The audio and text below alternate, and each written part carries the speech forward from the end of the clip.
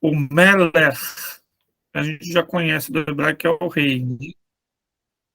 E aí o construto é aquela ideia genitiva, rei de.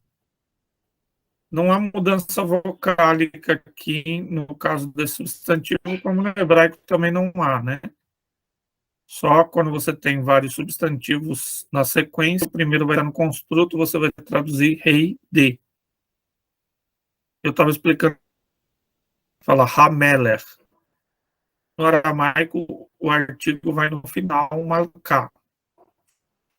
O aramaico faz plural em in, e aí, igual o hebraico, ele vai fazer construto em ei. Então, reis, e aqui é marcado, né? Mal-rei, reis de, e o determinado mal-hayá. Ficou um negocinho vermelho aqui do corretor lá do PowerPoint. E os substantivos femininos vão ser parecidos com o hebraico. Ó. Medinah, né? Medinat, cidade de, cidade ou província. Medinta, que aí vai o artigo depois desse tav aqui, ó. Então, substantivos femininos, no determinado vai ter o tav e vai acrescentar o aleph. Como é no hebraico, você tem o construto, e no construto acrescenta o, no caso aqui do aramaico, o artigo. No hebraico não vai artigo no construto, né? E o plural é em an, então plural feminino em an, e o plural construto em at. E aí o determinado plural, esse nata. Veja que é bem parecido, né? Medinta, medinata. Só a diferença é o alongamento vocálico aqui. Aí, Sim. algumas coisas são bem parecidas, como a questão dos pronomes. E algumas parece até com o árabe, né? Aná, que é eu. Anahna, no hebraico é anahnu, né? Anta, ou ante, o tu. Lembra que as línguas semíticas têm um tu masculino e um tu feminino? Feminino é anti, ele é ru, ela é ri. Aí anahna, antum, ou anton, anten, que é o tu feminino. E aí, parecido com o hebraico, rimon, ou inum, e rimó, inim. Só para a gente ver algumas palavras que não são verbos, porque a nossa ênfase é no verbo, mas só para a gente não ficar meio perdido com algumas palavras hebraicas, tá? E quem já conhece o hebraico também sabe dos sufixos pronominais, que são aquelas terminações que vão indicar posse. Elas aparecem também nos verbos, tanto no hebraico quanto no aramaico, para indicar o objeto direto ou indireto. E aparece nos substantivos para indicar a posse. Então, a palavra aramaica bem corrente em Daniel, por exemplo, pishri, que é a minha interpretação, né? Pishrach, a tua interpretação masculino. Cuidado que pode confundir, que no hebraico isso é feminino, aqui é masculino. A tua interpretação feminina é pishrechi. A interpretação dele, pishre, também cuidado, né? Porque no hebraico esse e final é feminino, aqui é dele, e o dela é com o patar, né? O dele é com tsere e o dela é com patar. Aí o plural é em na, pishrana, e aí plural masculino é pshrehon, ou pshrehon, o vosso, pshrehen, interpretações deles, pshrehon ou pshrehon, a interpretação delas, pshrehen. Então, as línguas semíticas, no geral, elas fazem o possessivo com essas terminações, que são chamados de sufixos pronominais, tá? Estou mostrando aqui porque quem já sabe hebraico também, para não confundir, porque algumas são parecidas, mas outras não. Então, isso vai indicar o possessivo dos substantivos aqui, no caso masculino. Nós vamos entrar propriamente na questão do sistema verbal, tá?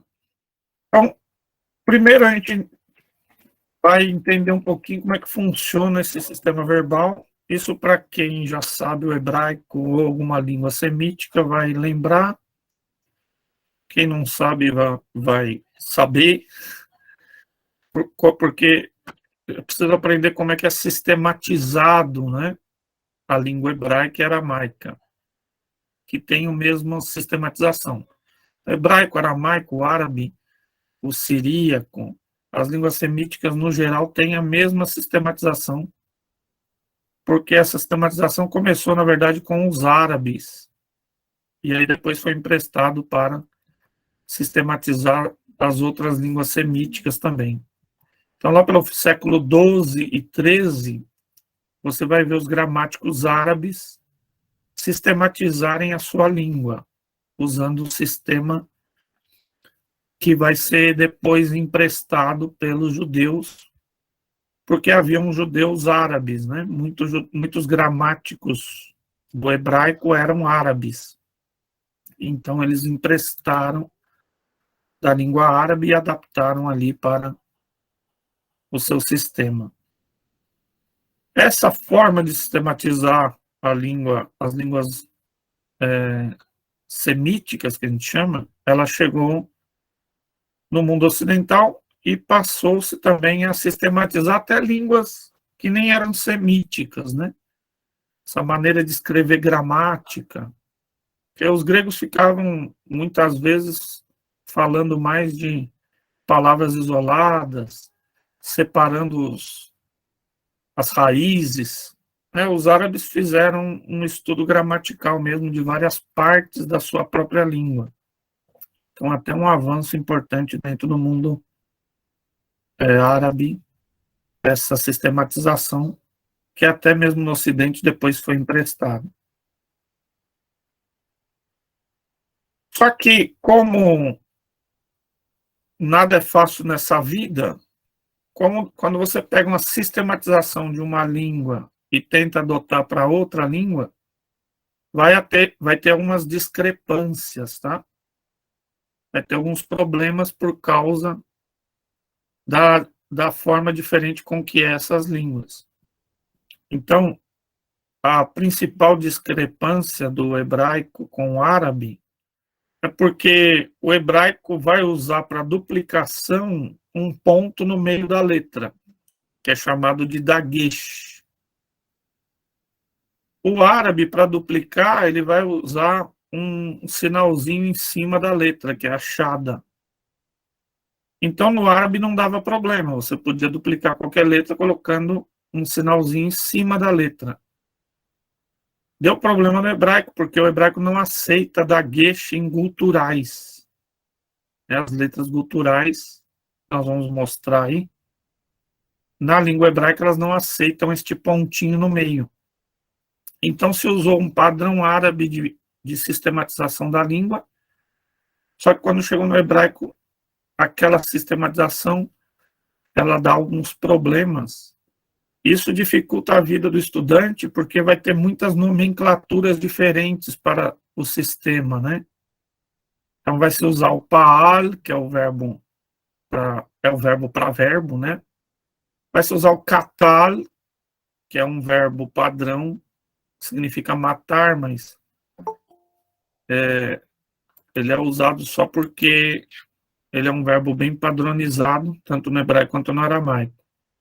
E aí depois se inventou um sistema alemão de nomenclatura das línguas semíticas. Então, aí o estudante fica doido, porque ele vai ler as gramáticas, se elas são mais tradicionais, ele vai emprestar um sistema da gramática árabe. E aí tem problemas na duplicação da letra no meio. Se ele usar umas gramáticas mais modernas, vão ter outras nomenclaturas. Então, há uma dificuldade de você entender sobre o que, que ele está, o que, que o gramático lá está falando. Então, nós vamos tentar mostrar esses sistemas todos, para quando você for pesquisar alguma gramática, você poder também ser mais feliz. Eu digo de experiência própria, porque no seminário, meu professor de hebraico, ele tinha algumas dificuldades lá, e eu tentava entender pelas gramáticas. Aí eu lia aquelas nomenclaturas, lia, não entendia do que o cara estava falando, né? Também tem uma tradição muito complexa, porque você imagina, o pessoal pegou o sistema do árabe, os próprios gramáticos judeus, eles eram árabes de origem. Aí, para ajudar a, a população mundial, eles escreviam o árabe com os caracteres hebraicos. Aí eles escreviam gramática hebraica em árabe com os caracteres hebraicos. É assim, só o Reginaldo e mais 3 pessoas no mundo que lê aquilo, né? Porque é um sistema muito... Você tem que saber o árabe e o hebraico e saber como que ele está vocalizando, mais ou menos quando fizeram com o Yiddish, né?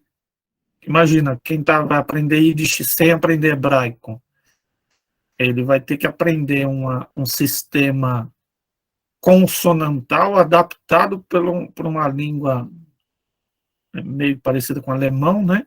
Com palavras hebraicas pronunciadas na pronúncia Askenazi. Aprender o Yiddish, aprende até alienígena. Porque é um sistema muito complexo, né? Então, não dá certo o sistema para a própria língua hebraica, então foram feitas muitas adaptações até chegar em adaptações modernas, né? O que é simples, assim, se a gente pensar no hebraico e no aramaico, nas línguas semíticas, é essa alegria que a gente tem aqui, ó, que a língua é composta de 3 letras, né, 3 consoantes na sua raiz. Então, são línguas que estão baseadas na questão triconsonantal. Esta questão acaba facilitando, porque mesmo em o que o pessoal chama de verbo irregular, as línguas semíticas não são tão irregulares assim, porque eles mantêm um padrão bem lógico de conjugação com base em 3 consoantes. Sempre cai uma letrinha ali ou lá, mas a conjugação, se você souber aquela conjugação, é bem lógica, até mais lógica do que as línguas indo-europeias, como o grego, né? Os gramáticos gregos gostam de dizer que eles conseguem explicar qualquer verbo irregular. Mas naquele estágio da língua vai ser irregular mesmo, né? Eles conseguem explicar fazendo uma gramática histórica. Na língua hebraica, não. Aqueles verbos que se chamam irregular, na verdade, eles são bem irregulares. Irregular mesmo, são bem raros, tanto no hebraico quanto no aramaico. Então, você também tem, assim, raros verbos com raiz de 4 letras, né? Que, na verdade, alguns dizem que eram 3 mesmo, e duplicou uma, ou acrescentou uma outra letra ali. Mas é bem marcado isso, né? Isso ajuda, porque se você souber as raízes, alguém já calculou em toda a Bíblia hebraica 400 raízes praticamente. Você consegue verificar, embora tenha 8.000 palavras diferentes, as que mais ocorrem estão ali entre 400 raízes. Então, porque o mesmo substantivo, um verbo, um adjetivo, com base na raiz de 3 letras, você pelo menos sabe mais ou menos do que se trata aquela palavra. Então, conhecendo as 3 consoantes da raiz, você consegue conjugar o verbo nas suas várias formas. Na hora de escrever lá minha tese de doutorado, eu precisei tirar a palavra aspecto para falar de derivação, porque aspecto está mais ligado a essa questão dos Vaiktol da vida aí, que é as formas aspectuais mesmo da narrativa ou da poesia hebraica. Então, é melhor falar, no caso de derivação, de significado, né, daquela derivação. É por isso que o pessoal chama de diátese verbal, que também não resolve, porque vai falar de voz, né? Eu não vou entrar nisso. Então, o que você tem que saber, e que ajuda em todas as línguas semíticas, é que tem uma raiz de 3 letras. Essas 3 letras vão se acrescentar a elas ou sufixos, né? Que são consoantes que vão no final, ou prefixo e sufixo, no caso do chamado imperfeito, que vão ser consoantes que vão antes dessas 3 letras, dessa raiz, tá? Isso é bem marcado no hebraico, tem algumas variações, porque tem o que a gente chama de letra fraca, que na conjugação às vezes some. Mas aí você tem padrões de conjugação desses verbos que têm letras fracas também. Isso ajuda, porque aprender uma língua semítica, você conhece a estrutura das outras línguas semíticas também. Então, basicamente, você vai ter verbos fortes e verbos fracos, tá? O que seriam verbos fortes? Seriam verbos que não possuem, nessa raiz de 3 letras, nenhuma letra fraca ou as chamadas guturais. Quais são as guturais? Então, se você tentar decorar da direita para a esquerda, a gente brinca que é ahá, ha, a, ahá, ha, a, que é o Ain mais o Reish. Então, Aleph, Re, Het, Ain e Reish, tá? Então, ahá, ha, mais o Reish. Seriam as guturais. Então, essas letras são consideradas letras fracas na conjugação. Os verbos que têm essas letras vão ter conjugações diferenciadas. O Reish é colocado um pouquinho separado porque ele, ora é tida como gutural, ora não é tido como gutural. E quando ele aparece no final, ele não interfere na conjugação.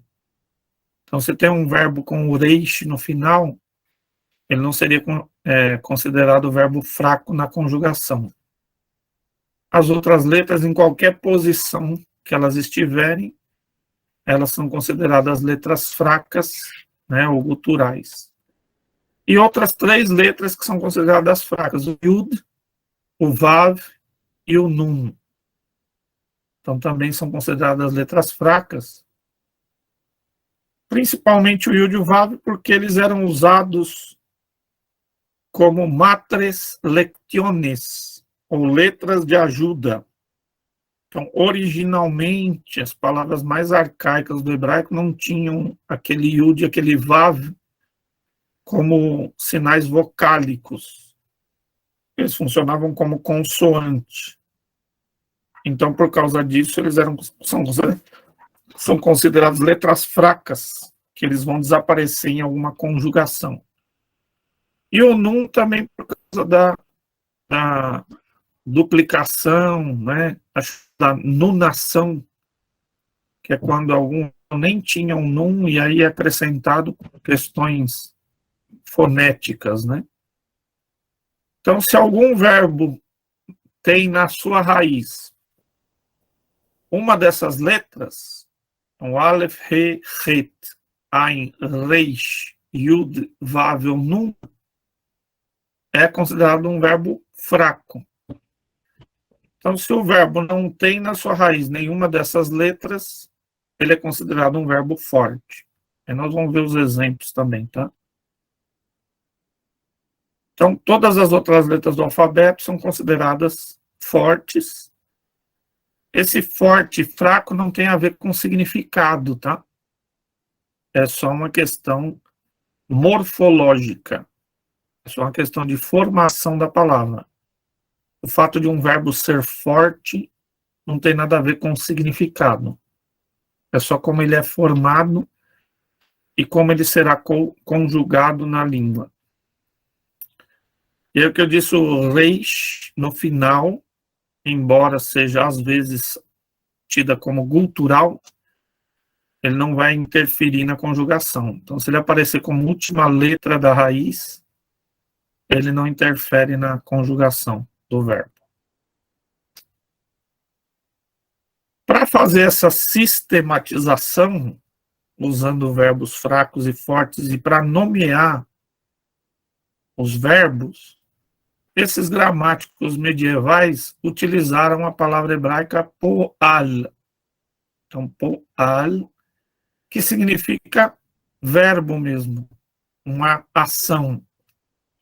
Só que eles utilizaram esta palavra sem a vocalização, tá? Então, eles pegaram a letra P, a letra Ain e a letra Lamed e usaram para dar nome aos verbos, dar nome às conjugações verbais. Elas têm o nome em hebraico de Gizeret. Então, Gizeret são essas conjugações morfologicamente falando. E aí, então, eles pegavam a palavra poal, no árabe era faal. Então, os árabes usaram o faal para fazer essa conjugação, né, para fazer essa sistematização. E aí, os gramáticos hebreus, né, eles usaram o poal, que é um verbo correspondente na língua hebraica para o faal do árabe. Então, é só uma representação, tá? É só uma sistematização. A letra P, ou P, que é a primeira letra da palavra poal, ela vai representar os verbos cuja característica mais marcante está na primeira letra da raiz. Então, quando você fala que um verbo é P, não significa que ele começa com a letra P. Significa que ele é um padrão de conjugação que a característica mais marcante está na primeira letra da raiz. O verbo chamado Ain, então a letra Ain vai representar os verbos cuja característica mais marcante está na letra do meio, que é a segunda letra da raiz. Lembra que o hebraico se escreve da direita para a esquerda.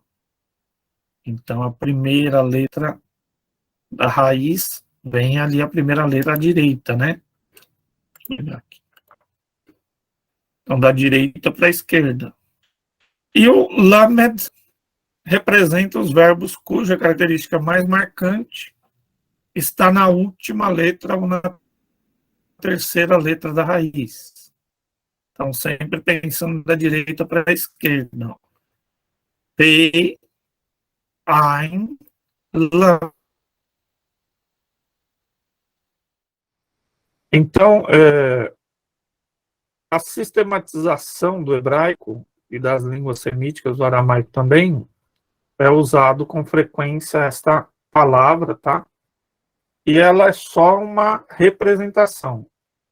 Então, o P representa a primeira letra da raiz. O Ain representa a letra do meio. E o Lamed representa a última letra. Tá? Então, tem verbos fortes, são aqueles verbos que não tem nenhuma dessas letras aqui, ó. O A, Aleph, o Re, o Het, o Ain e o Reish. Nem Yud, nem Vav, e nem Nun. Se eles têm alguma dessas letras, então vai se usar a sistematização através desta palavra, o P representando a primeira letra, o Ain representando a letra do meio e o lamed representando a última letra. Claro que na vida nada é fácil, então alguns verbos vão se encaixar em mais de uma categoria, tá? E pode ser que o verbo tenha duas letras fracas. Então, eles sempre vão ter a prevalência de uma conjugação, mas pode acontecer que o verbo tenha mais de uma letra fraca, e aí ele vai ser conjugado de acordo com o padrão e pode haver mudanças vocálicas. E outra lembrança é que essa sistematização não diz respeito a nenhuma análise exegética ou de significado. É só o padrão tradicional que as gramáticas do hebraico, do aramaico, do árabe, do gueês, que é uma língua etíope semítica também, de outras línguas semíticas, do siríaco, acadiano, ugarítico, todas as línguas semíticas, elas vão usar uma sistematização parecida com essa para indicar como é que se faz a morfologia, né? Como se constrói uma palavra naquela língua.